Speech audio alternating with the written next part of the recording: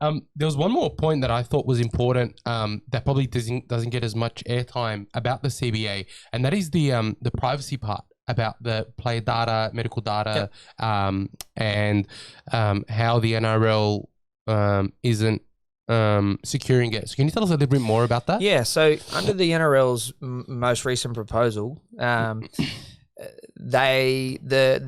position on player data, it didn't comply with privacy laws.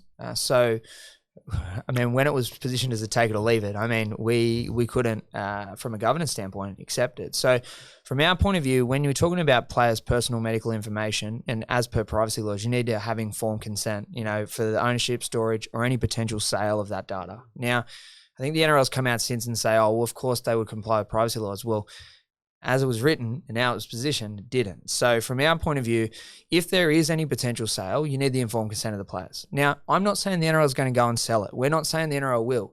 And I think the NRL would argue, well, we'd never do that. Well, if you'd never do it, let's make sure that, you know, if you're going to store, you know, potentially distribute, use, and sell player data, and more importantly, how are you going to do? Are you going to destroy it? You know, and what is the life of that data?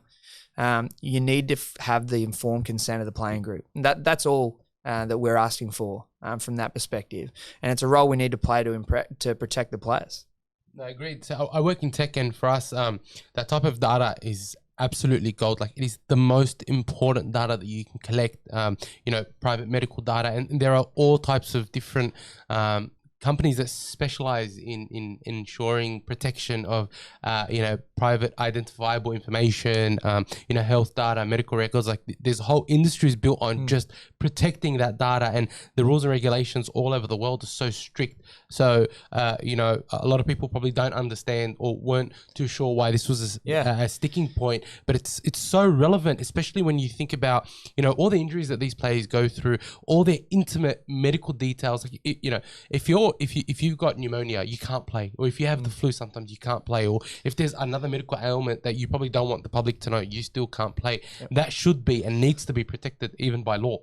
And then obviously, you know, concussions and the NRL concussions. Yes. I mean, that type of data as well. Now, again, as I said, the NRL will say, you know, we'll make sure we always protect it. Well, that's why getting it in writing is so important, because, you know, good faith, you know, only lasts so far, and we don't have heaps of it. So, and we don't have much of it at all, actually. So we need it in writing. And if there is no ill intention, if there is nothing to worry about, let's just get it written up. Ensure that there's going to be informed consent on any of that personal or medical information and data. That's all we want.